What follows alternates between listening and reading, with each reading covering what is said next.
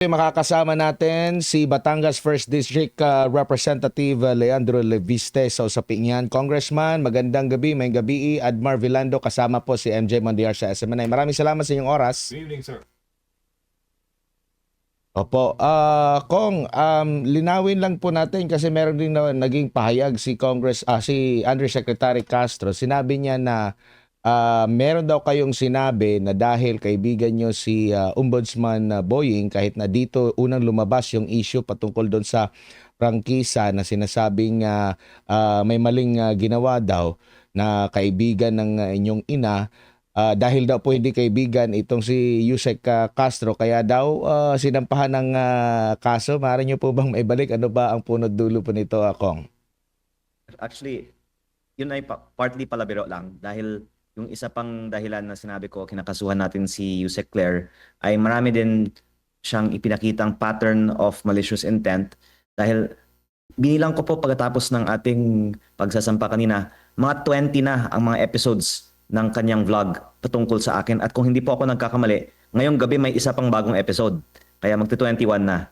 Kaya kung ang ibang mga kawani ng gobyerno ay gagawa ng ganyang karaming vlogs din tungkol sa akin, isasampahan ko na rin po sila kung sila po ay may libelous mga statements. Opo, bakit po sa tingin ninyo libelous po yung kanyang naging pagtalakay? Kasi ang maaaring maging depensa niya, ang kino-quote lang niya ay itong si Ombudsman Remulla. Unang-una po, sinabi niya na sang-ayon siya sa mga sinabi. Tapos may mga dinagdagan din siya sa kanyang mga pahayag na sinulat ko po sa aming affidavit na sa tingin niya talagang naglabag ako sa batas. Hindi po niya sinabing ito ay galing kay Ombudsman Remulla in all the times that she said it. At dahil siya po ay isang vlogger, hindi naman lang niya trabaho na mag-report ng balita. Hindi po siya newscaster. Siya po ay nagbibigay din po ng kanyang opinion. At marami din mga nanonood sa kanyang vlog. Kaya baka yung mga nanonood naniniwala sa mga sinasabi niya. Kaya siya po talaga ay may intent na i-discredit ako. Kasama na rin po sa fact na may mahigit ng 20 episodes ng kanyang vlog tungkol sa akin. Opo, maaari ba nating pag-usapan yung issue na yun na Congressman, lalo na yung allegation po ni Ombudsman Boying Remulla? Opo, kaya po ito po ay perfect libel case dahil parang binawin na nga nila yung sinabi nila eh. Ang sinabi po kasi nila, binenta ko ang prangkisa at gumawa ako ng pera mula sa prangkisa. It's plainly wrong because hindi ko binenta yung kumpanya na may prangkisa. Yung binenta kong kumpanya ay hindi yung itinutukoy nila na may prangkisa. At mukhang hindi lang po siya nag-research kahit na nasa Google lang po ang impormasyon tungkol sa anong kumpanya ang binenta ko. At ang Meralco mismo ang nagpahayag na yung binili nilang kumpanya ay hindi yung itinukoy nila na may prangkisa. Pagkatapos po nito, sinabi din nila na binenta ko din naman din po yung kumpanya kahit hindi sa Meralco, pero hindi ko po siya binenta. At yung franchise mismo ay may mga provision din na kung after 2 years, walang operations, ito po ay revoked. Kaya at the time na ako po ay nag-assume office, hindi na rin po existent ang franchise na ito dahil tumigil po ang kanyang operasyon dahil hindi po siya nabigyan ng mga necessary government permits sa taong 2022. At for many of these reasons, hindi po totoo ang kanilang mga sinabi na may binenta akong prangkisa at lalong hindi totoo na kumita ako sa negosyong ito. Dahil gusto ko pong mag-comply with exceeding caution sa batas, itinigil namin ang operations kahit na malaki na po ang aking ininvest sa negosyong ito dahil gusto nating siguraduhin na tayo ay magko-comply sa batas.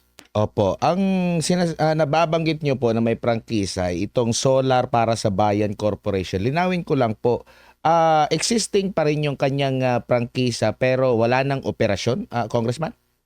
Hindi po.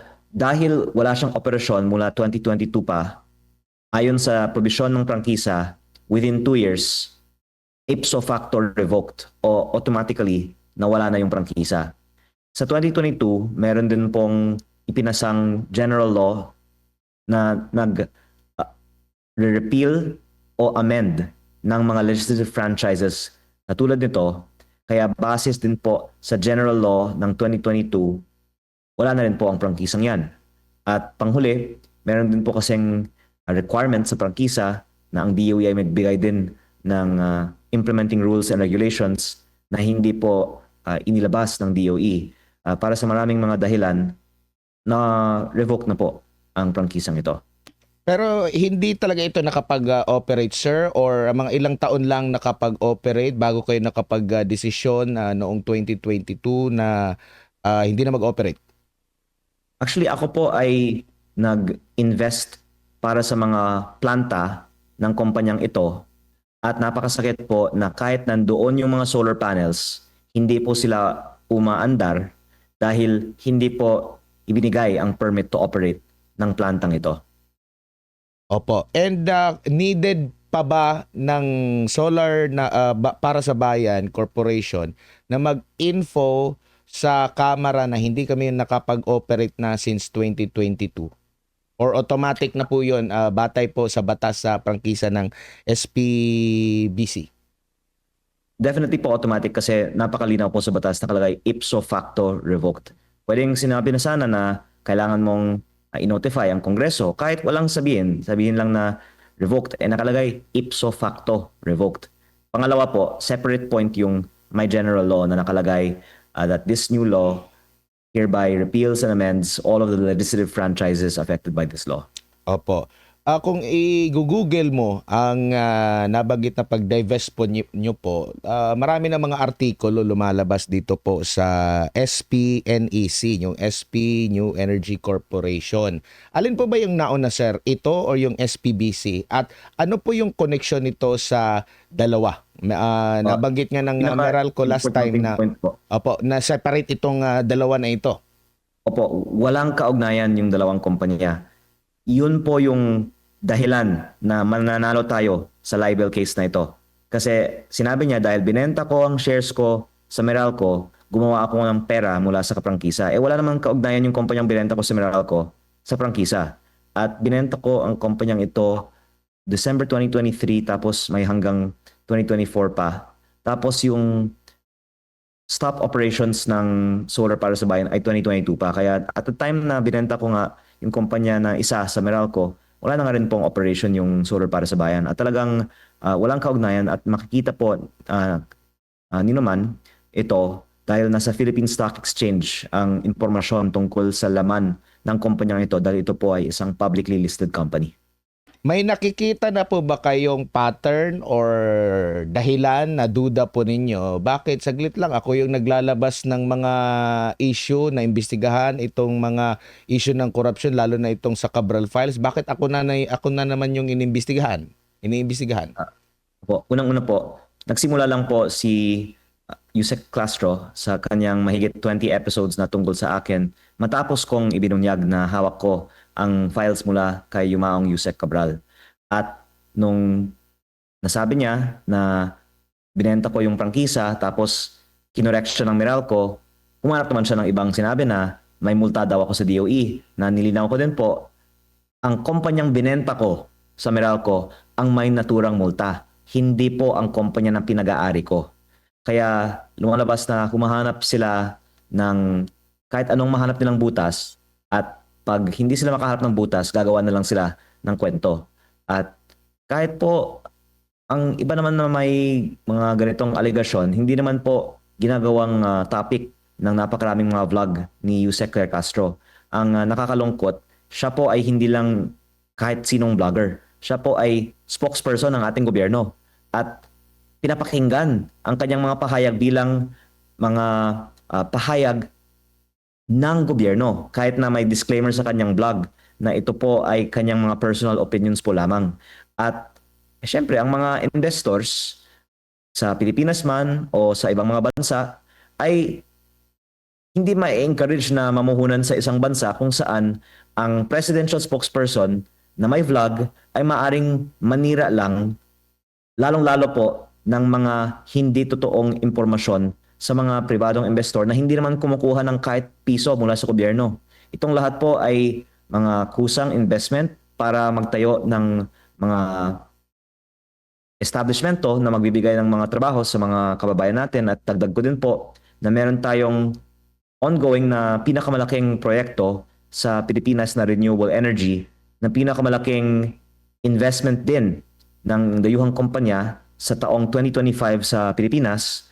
Ito po ang binenta ko sa Meralco. Kaya ko po ito binabanggit dahil una, nakakahiya sa mga namuhunan sa mga proyektong ito na biglang naging issue ang ah, maling impormasyon tungkol sa mga solar projects at pati na rin po ang ibang mga stakeholders na may kaugnayan sa ongoing proyektong ito.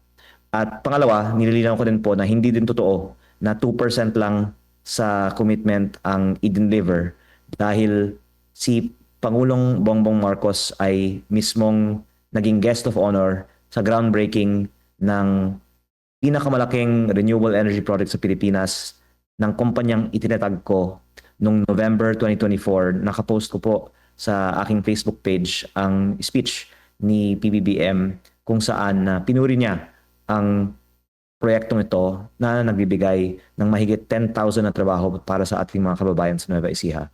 Opo, kung ang nabanggit ni Yusek Castro, kaya daw niyo siya sinampahan ng kaso para patahimikin.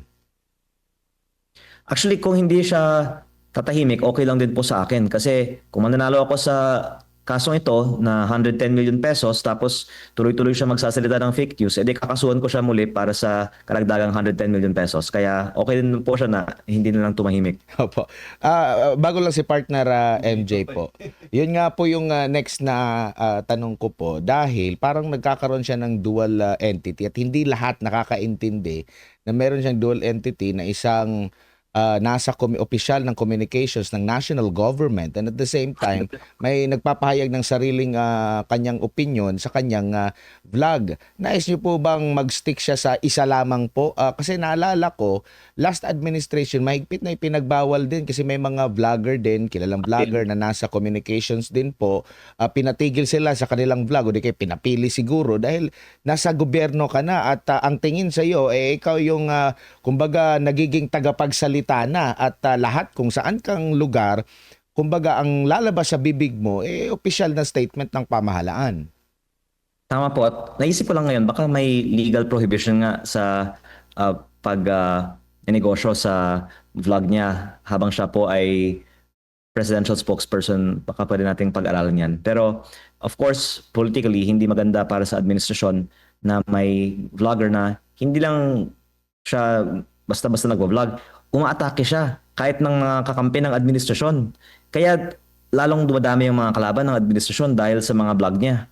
At actually, pina-research ko din sa aking staff, yung approval rating ng administrasyon ay bumagsak sa nakaraang taon kasabay ng pagpasok ni Yusek Claire Castro bilang presidential spokesperson. At maaaring ma-attribute natin ang pagbaba ng approval rating ng administrasyon, among other reasons, sa failed communication strategy led by Yusek Claire Castro. At para sa mga nagnanais na ang ating gobyerno ay makakakuha ng tiwala ng taong bayan, dapat siguro palitan na si Yusek Claire Castro bilang Yusek, lalong-lalo po dahil siya ay may, as of now, kaso. Kaya paano siya maging spokesperson na may kaso? Paano siya pagtiwalaan ng mga tao, di ba? Pero kung ang iba naman sa inyong mga viewers ay nagnanais na bumaba ang approval rating ng administrasyon, edi pasalamatan ninyo po na si Yusek Claire Castro ay ang spokesperson ng ating administrasyon. Opo, Kong Reading, wag naman sana kasi baka ang Pangulo na ang mapag-usapan at hindi na si Yusek Claire ang mapag-usapan pag siya umalis sa kanyang pwesto. Doing a good job. Kong, tingin mo. Kaya si Yusek Claire ay center pala of attention. Baka yun po ay deliberate, no? Oo. Pero sir, yung Facebook post po ninyo, no? Yung po inyong post sa Facebook kasama si President BBM, yung sinabi po ninyo na lumikha ng 10,000 na mga trabaho sa ating mga kababayan, bilang may experience po sa business. Actually, we're courting foreign investors, Congressman, na mag-invest sa Pilipinas. Ano tingin niyo, sir, na mismong lokal na investment ay ginaganito po sa kasalukuyang administrasyon wherein parehas tayong nangihikayat ng mga negosyante abroad na maglagak po ng papuhunan sa Pilipinas? Grabe po talaga ang epekto sa mga investors ng mga pangyayari tulad nito. At baka hindi coincidence na kasabay nitong mga pangyayari ngayong linggo, naging record low ang peso to dollar ng 59 to almost 50 centavos to 1. At ang foreign direct investment ay nasa post-COVID low. Uulitin ko po, yung project ko sa Nueva Ecija na groundbreak ni PBBM, ang pinakamalaking foreign investment sa buong bansa sa taong 2025. At nahihiya po ako, to be honest, sa mga nagtiwala sa ating bansa at nagpasok ng kanilang pera para may sakatuparan ang magandang proyektong ito dahil biglang nadamay ang kanilang investment sa mga vlog ng ating administrasyon USEC. At ang madadagdagan ko, ang dahilan na ibang mga negosyo ay hindi din natutuloy ay sa iba't ibang mga level ng ating gobyerno, may mga nanghihingi sa mga negosyante. At in fairness naman sa Pilipinas, sa buong mundo, ito ay di umano ay nangyayari. Pero minsan daw, kaya nanghihingi, kaya nagpapataw ng multa ang ibang mga opisyal o nagbibigay ng mga demand letters o nag-intimidate sa media ng mga negosyante ay sa kadahilanan na may posibilidad din na ang mga negosyante ay may iaalok sa mga opisyales na nagpapahirap sa kanila.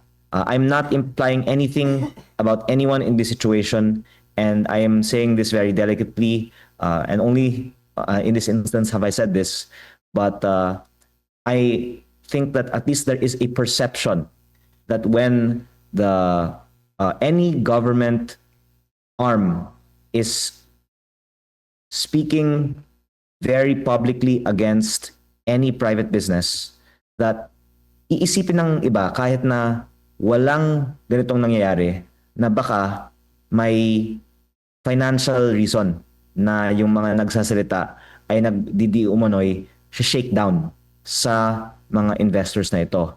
At muli, kahit na hindi po ito totoo, the fact na may mga ganitong mga pahayag very publicly ay maaaring mag-discourage sa additional investment sa Pilipinas. Kong, mayroon pong pinapataw na 24 billion. Ito bang 24 billion ay the same company po o the same business na sinabi po ninyo na nakapaglikha ng 10,000 na mga trabaho? Yung sabi po ni Energy Secretary Garin? Yun nga po yung kumpanyang binenta ko. Sa kumpanyang binenta ko ay iba't ibang mga subsidiaries. Pero yung mismong kumpanyang binenta ko, if I'm not mistaken, ay yung kumpanya na akala ng iba ay akin pa. Kaya sa totoo lang po, hindi ko kinokorekta sila kaagad dahil gusto ko lang pong panuorin kung ano-anong mga kwentong gagawin nila, at kung magsasalita sila ng mali, pwede natin silang kasuhan ng 110 million pesos in damages din. Pero yun po ay isa pang example ng patently false information na ipinahayag sa mga nakaraang mga araw. Pero sir, 24 billion, hindi raw ito kaugnayan, no? Yung sabi ni Secretary Garin sa inyo pong stand, no, sa korupsyon. Do you believe, sir, on that side naman po ng Energy Secretary? Unang-una po, yung importanteng punto ay hindi po sa akin ipinataw ang multa. Ako po ay nagbenta ng kumpanya noong 2023 and 4. Tapos yung multa ay ipinataw ngayon lang. Baka dahil, I'm not alleging this, I'm just saying nagkataon, ito po ay kasunod ng aking pagbunyag ng certain things. And at least yung pag-ingay tungkol dito ay first time na nangyari.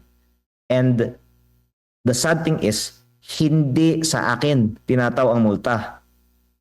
Sa kumpanyang binenta ko, tinataw ang multa. Baka akala nila sa akin, mali pala. At nakakalungkot kung may mga ibang mga madadamay dahil sa mga alleged na politically motivated attacks.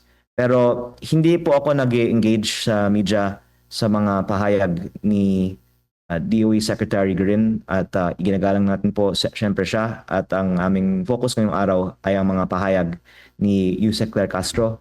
Pero nililinaw ko lang po sa inyong show, hindi po sa akin pinataw ang sinasabing multa. Opo, Kong, ito may picture, no? Kasama nyo si former Senator Trillanes. Maaari niyo po ba kaming mabigyan ng context? Paano kayo nagkita? Paano po nabuo yung meeting na yon? At ilang detalye siguro, Kong, nang inyo pong napag-usapan? Actually, marami naman po akong mga mini-meeting galing sa iba't ibang mga sektor. At kadalasan, yung mga kaibigan po ng aking ina ay aking mini-meet. At syempre ang aking ina ay may malawak na network sa iba't ibang mga sektor. At in general, humihingi po ako ng payo sa mga nakaranas ng mga hirap tulad ng mga dinadanasan ko ngayon. At by the way, ang isang similarity sa mga iba't ibang mga kinakausap ko minsan ay sila po in their own way in the past have fought against corruption. Although of course we differ with each other in everyone's case on certain issues, those who in the past have fought against corruption have also been silenced by governments in their time, and many have been imprisoned. Again, there are people on the left, the middle, and the right who have been imprisoned for their political beliefs. At ito po ay isa sa mga tinatalakay ko kapag ako po ay humihingi din ng payo sa mga ibang mga kaibigan ng aking ina. Opo, Kong, bago lang ulit si partner Admar, kung atin pong iisipin, meron naman po kayong choice na hindi po magsalita at antay na lang, no, na magkaroon po ng pagbabago sa kasulukuyang uri ng pamamahala sa bansa. Pero Kong, bakit buwis buhay po itong ginagawa ninyo? Ano po yung driving force ninyo, Kong, at such a young age na kayo po ni Kong Kiko Barzaga, mga pader, mga institusyon po ang inyong binabangga? Ang sinasabi nga sa akin ng aking ina, ang ganda na nga ng aking buhay noon na binenta ko ang aking kumpanya, di ko na kailangan magtrabaho pa. Tapos biglang naghanap ako ng mga kalaban at problema. Pero sa akin po, that's precisely why ginagawa ko ito dahil na-achieve ko na ang gusto ko sa pribadong sektor at ang pribilehiyo ko ay hindi ko na kailangan na kumita pa. At napaka-boring naman ang buhay kung hindi ka maghahanap ng bagong challenge, no? Kaya naisip ko kung hindi ko ito gagawin at yung mga iba kailangan umasa sa mga budget o sa suporta ng ibang mga contributor para sa kanilang mga kampanya at ako hindi ko kailangan gawin ito, then baka ako na lang ang pwedeng magsabi ng totoo dahil hindi ko po kinakatakutan na babawasan ang budget ko. Kaya I guess the heart of it is I find it my sense of responsibility. If I am able to speak freely because of my financial independence, then I should. And of course, all of us want to do the right thing. I think naman that most people in Congress, if they were also in my position, well, I'm not sure most, but many, would also do the right thing kung talagang able ka. Pero kung hindi ka naman with means, kailangan mo talagang makisama para mabigyan ka ng budget. Pero kung may means ka, then it is possible for you to speak freely.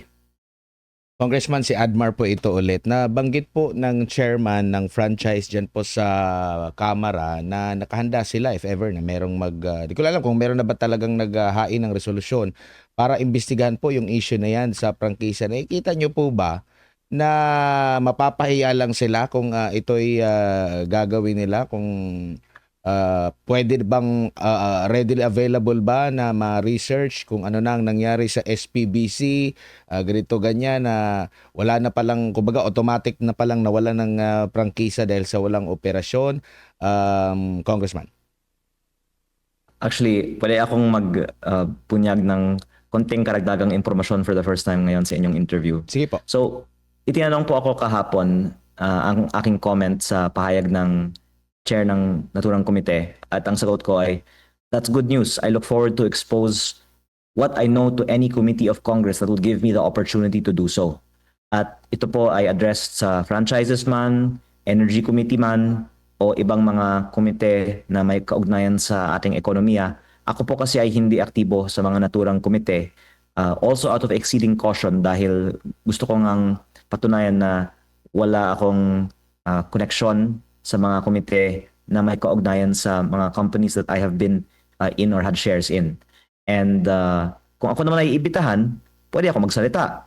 At patungkol sa Energy Committee, nabanggit ko kanina sa aming press briefing na maraming mga sikreto kung paano kumikita ang mga malalaking kumpanya na pwede kong ibunyag, at kung masahol ang korupsyon sa government public works, ganoon din sa private sector, at pwedeng talakayin doon. Pero ang Franchises Committee ay espesyal. Yan po ay actually pinag-aagawan sa Kongreso ng mga chairmanship, vice chairmanship, at even membership. Dahil ang aligasyon ay may mga insentibo ang mga miyembro ng Komite on Franchises. At meron po akong mga specific na pwedeng ibahagi sa publiko patungkol dito kung ako po ay imbitahan sa Komite on Franchises. Pero kung hindi po sila nanonood sa inyong show, hayaan na lang po natin sila na imbitahan ako. Pero pag imbitahan po nila ako, pwede ko pong ibunyag ang mga naturang insentibo. Pero ang direktang answer ko po sa inyo ay mukhang hindi nga nagre-research ang maraming mga nagpapahayag sa media bago sila nagpapahayag, dahil tulad po nga ng sinabi nyo, simple reading of the bill that was referred to would show them that this was indeed the case, na hindi naman sa binasa nila tapos pinahayag pa nila yun. Parang hindi nila binasa at all yung provision na yan. Opo. Sir, balikan ko lang yung usapin tungkol po doon sa Cabral Files. Kasi meron pong parang komento doon si SP Tito Sotto na parang medyo dina-downplay niya yung kahalagahan ng Cabral Files po. Actually, yung sinabi niya sa interview na napanood ko ay kung request, then listahan lang. Pero ang importante daw kung lumabas sa GAA at kung may saro. At yan ay actually totoo. Kung hindi mo nakita yung files, hindi mo masabi kung lumabas sa GAA at may saro. Kaya after that statement, ipinost ko po sa Facebook ang listahan ng mga proyekto sa isang list of 20 billion pesos na ang karamihan ng mga proyekto ay maititrace sa mga kumpanyang may kaugnayan kay Congressman Garjola. Ito po ay sample lamang sa over 700 billion pesos in the 2025 NEP. Sa 20 billion pesos na ito, almost all the projects lumabas sa GAA. And almost all the projects, makikita mo yung record sa DPWH website na almost all na bid out at ongoing ng implementation, at may iilan na forbidding lang. At I think Senate President Pro Tempore Ping Lacson would also agree because he has a copy of the file. And tulad po yung listahan ni Zaldico ng 81 billion pesos of DPWH projects in the 2025 budget. Siya po ay may listahang ipinost sa Facebook, at lumabas nga po sa GAA ang mga proyektong ito, at sa sarili kong distrito, yung mga proyekto sa Cabral Files nandoon at maanomalya. At yung mga proyekto sa listahan ni Zaldico ay nasa aking distrito din. at maanomalya.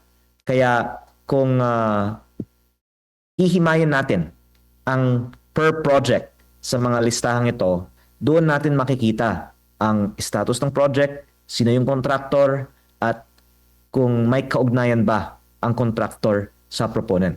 Kaya nga importante na isa publiko ang mga files na ito dahil hindi tayong makakakomento sa hindi pa natin nakita. Ako nakita ko kaya sinasabi ko ito. Pag maisa sa publiko ito, diyan magkakaroon ng mas magandang talakayan tungkol sa mga proyekto sa listahan. Opo, yung mga personalidad na tumutuligsa po sa inyo, sa tingin po ninyo may kaugnayan ito sa Cabral Files at hindi po ba parang pag sunod lang ito o pag-comply lang ito sa nabanggit ni Marcos Jr. na humihingi siya ng tulong kung merong alam patungkol sa issue ng korupsyon ay pwedeng lumantad at isumbong, Congressman? Well, yung key dito is may kopya ako. Kaya kung may ibubura, pwede kong sabihin. Opo. And ito naman pong pag-appreciate ng DPWH doon mismo sa Cabral files na tingin ng mga netizen, mga kababayan natin, parang dina-downplay din as well as ito ring ombudsman. Paano po yan po, Congressman, na meron ng parang parang nagko-conclude na po yung ombudsman negative against po sa inyo, dadaan din sa kanila. Anything na mga may masisilip na anomalya po dito, paano po yan? Actually, iba-iba yung mga ipinahayag tungkol dito kasi si Assistant Ombudsman sa ibang interview naman ay nagsabi na Cabral Files is a rich source of leads. At si SP Pro Tempore Lacson ay nagpahayag din na isasupina ng Senado ang files sa DPWH. Actually, pati yung House Committee Chair on Public Accounts ay nagpahayag din na isasupina din ng Kongreso ang files. At sinabi din po ni DPWH Secretary Vince Dizon na ibinigay na niya ito sa Ombudsman para i-authenticate at ino-authenticate naman daw with the help of NBI ang Cabral files. Kung ito po ay walang kwenta, siguro hindi naman itong lahat i-request for subpoena at hindi po mag-aaksaya ng oras para mag-authenticate. Parang dinagdagan nga sa ibang mga interviews recently na may higit pa sa mga list of proponents, pati yung mga original documents, mga letter requests ng mga politiko ay kasama sa mga sinabing 6 na kahon ng mga dokumento na ibinigay ni Yusek Cabral. Kaya pwede natin actually isatabi ang mga pahayag na wala ito kasi yung mas malaman siguro po ng mga sagot, yung mga nagsabi na yung 6 na kahon ng mga dokumento na ibinigay ni Yusek Cabral sa DPWH bago siya umalis ay in fact isang undeniably useful record of proponents in the DPWH budget. Speaking of walang kwenta, nabanggit po last weekend nga ni Ombudsman Remulla na mas malaki para yung issue ng franchise mo compared dito sa nabubuksan mo na Cabral files to the point na sinabi pa niya na wala kayong kahihiyan daw.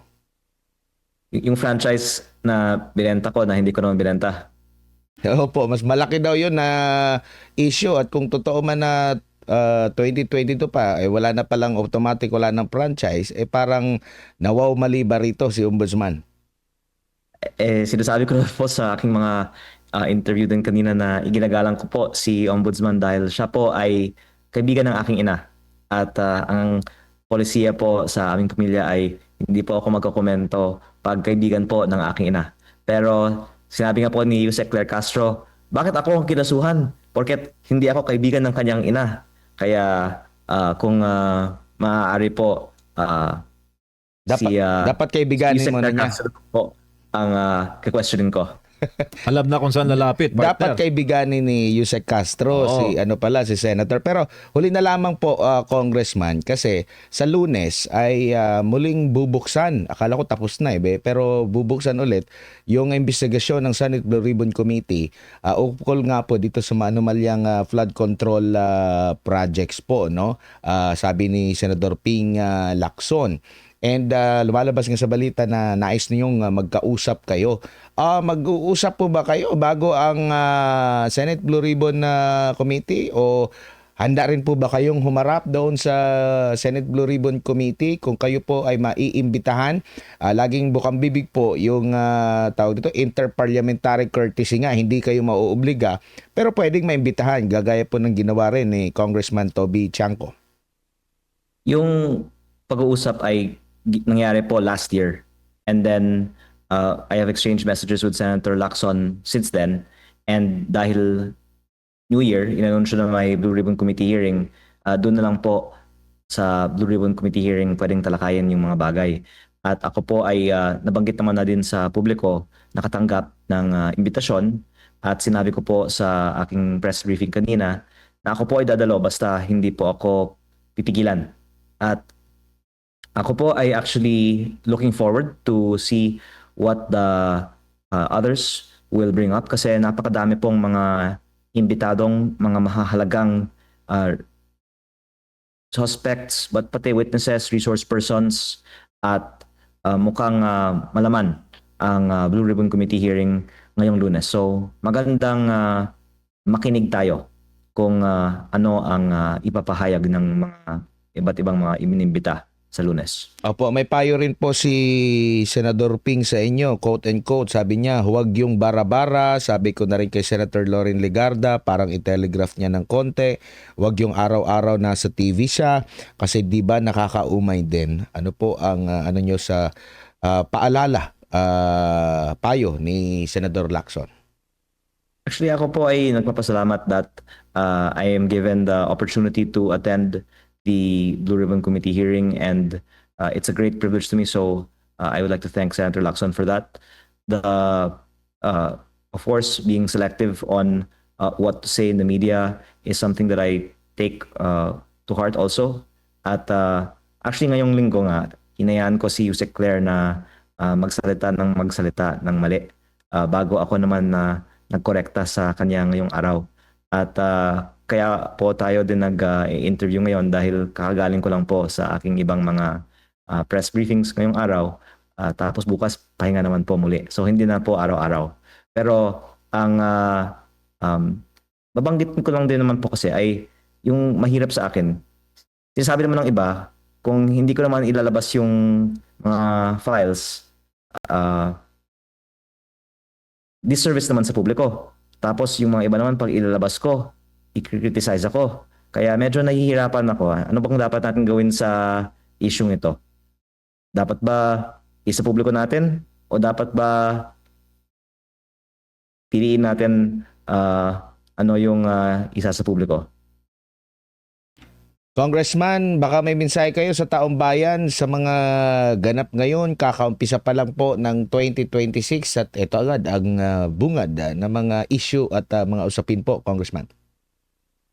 Well, I actually am very hopeful that maraming lalabas galing sa iba sa mga darating na mga araw patungkol sa mga DPWH projects. Kaya actually ang sagot ko sa tanong kanina ay hintayan natin ng ilang araw na lang ang mga iba na maglabas ng impormasyon tungkol sa DPWH. At I think pagkatapos ng Blue Ribbon Committee hearing, magiging mas malinaw kung gaanong kaseryoso tayong lahat sa transparency at sana magkaroon tayo ng malaking progress towards transparency on the DPWH projects in the coming days. Kong, pahabol lang, no? Dahil hindi ka magpapa-interview bukas and in the coming days. Malapit na po yung February na opening na naman ng window para mag-file ng impeachment against VP Sara Duterte. Marami pong mga nagsasabi dyan sa House na kung magiging same lang din ang content nung nakaraan, no? eh, might as well, hindi na lang nila susuportahan yung mga hakbang dyan sa House of Representatives. Anong tingin mo, sir? Sa inyo po mga gagaling yung pagtalakay sa impeachment case laban sa vice. What are your thoughts about it? I think kaninang umaga nag-press con din si Deputy Speaker Ronnie Puno na on the part of NUP, hindi nila susuportahan na magkaroon ng panibagong impeachment. Ano pong tingin niyo doon? Bakit yun na sinasabi ngayon? Ibig sabihin wala na talaga.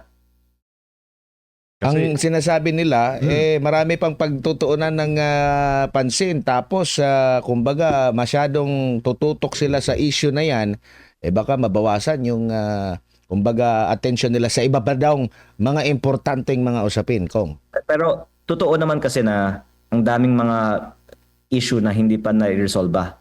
Kaya maaaring totoong hindi na nila ipapursue ito, no? At I guess yung madadagdagan ko lang ay baka nahihiyan na rin ang ibang mga kongresista na mag-allege ng corruption sa mga iba kung sila naman po mismo ay tumatanggap ng MOOE na mas malaki pa sa confidential intelligence funds at may of course mga anomalya din sa mga DPWH projects sa kanilang mga distrito at baka naiisip nila na kung sila po ay magtapon ng mga alegasyon sa iba, yan po ay magiging pagkakataon na ilabas na rin lahat ng mga issue ng lahat ng mga magsasalita tungkol sa korupsyon ng iba. Kung nag-boomerang yung issue no sa HREP, imbis na kay VP lang na back to sender, parang ganon. Opo, of course, matagal naman na ina-allege na may corruption sa DPWH, no? Of course, pero mas malaki in the last few months ang nakikita natin na scale. Pero yung pinaka-ironic is yung MOOE ng Kongreso ay dahil hindi siya nililiquidate with receipts for the most part, much like confidential intelligence funds, pero much, much bigger. 'Di ba? Kung 18.58 billion pesos yung MOOE ng Kongreso, ibig sabihin yung pinakamalaking confidential intelligence funds pala sa buong gobyerno ay nasa Kongreso. At ako po ay personally interested na magkalkal pa po ng impormasyon tungkol sa paggamit ng hindi nililiquidate with receipts na budget na ito. Congressman Ega Erice, dilapitan daw ng mga posibleng maghain naman ng impeachment case laban naman kay President BBM. Meron po ba kayong mga na-monitor, Kong? May mga bumulong po ba sa inyo? Meron po talaga. So, totoo yung threat, sir, na possible din na may mag-file against PBBM. Hindi po ba nabalita na yun na meron talaga? Si Kong Erice naman po ay I think yung nagbunyag. So credit goes to him. Pero I think that we can treat Kong Erice's statements as credible. So, anything is possible, Kong, sa pagbabalik session po on the Hindi lang 26th. posible. Sabi ni Kong Erice mangyayari. So maniwala tayo kay Kong Erice. Opo. Congressman, dagang salamat. Maraming salamat po sa inyong oras. Sa ulitin po, happy weekend po, sir. Thank you, sir. Maraming salamat po. Si Batangas 1st District Representative Leandro Legarda Leviste po mga kapartner ang ating pong nakasama kaugnay nga po dito sa pagkakaso niya ng libelo kay Undersecretary Claire Castro. Pagliliwanag niya doon sa issue rin po na ipinupukol sa kanya about sa franchise na di umano'y hindi siya nagpaalam. Yun pala, wala na palang franchise yung binabanggit nila. So tingnan natin sa mga susunod na araw ano magiging tugon dito sa mga nababanggit na mga personalidad.